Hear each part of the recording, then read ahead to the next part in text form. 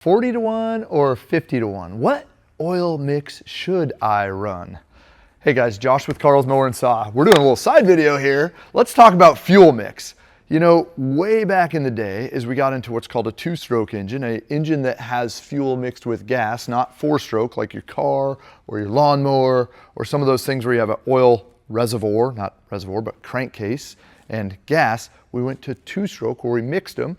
That led to a machine that was lighter, could run on its side, had less maintenance, a whole lot of things behind a two-stroke and why to go with the two-stroke. But way back in the day, I want to say they started out at like an 8 to 1 or a 12 to 1 ratio. What does that mean?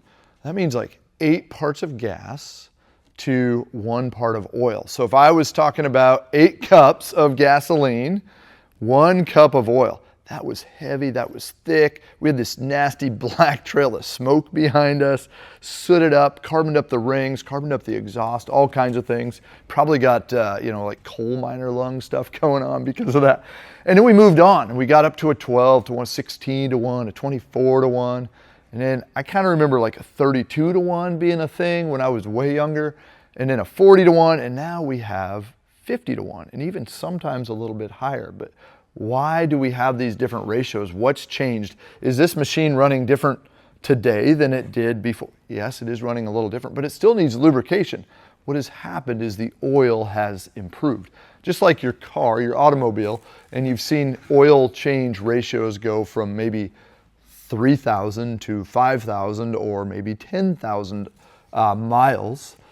And that's because the oil has improved. So 40 to 1 or 50 to 1, what should I run? Really, the answer would be you might as well just run 50 to 1. You're going to have less exhaust smoke. But why would I potentially run 40 to 1 is there are oils out there that are still being manufactured that are not good enough to be mixed at a 50 to 1 ratio. And so at that point in time, I'm having a problem.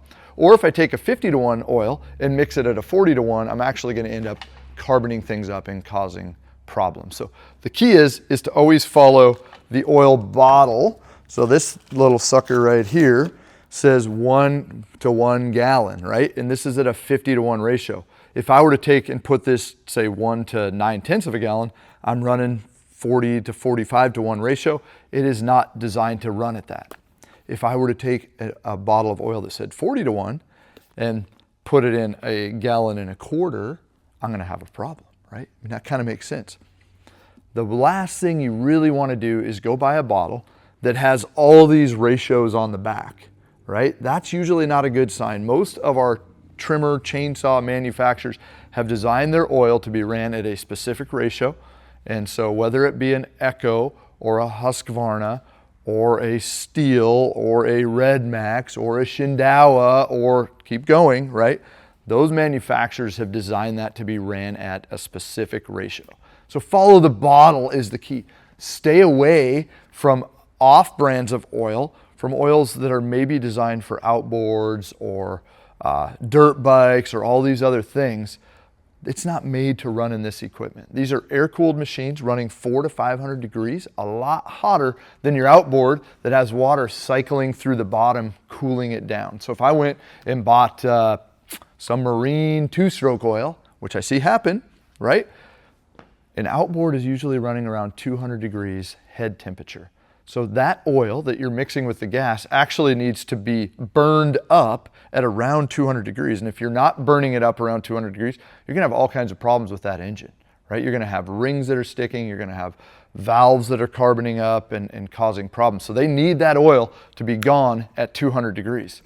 Now what happens on an air-cooled machine where we're running really a lot of times near double temperature?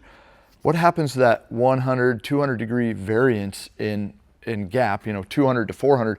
Where's the protection from a marine grade oil? And I'm not saying marine grade oil is bad, I'm just saying run the right stuff in the right machine.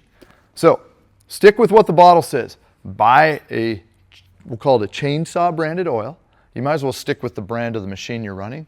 But buy a chainsaw branded oil, mix it according to the directions on the bottle with a good, fresh, ethanol-free fuel. There is a little bit of information on oil. I'd love to hear your thoughts and comments down below. Go ahead and reach out. We'd love to help you get the most out of your outdoor power equipment.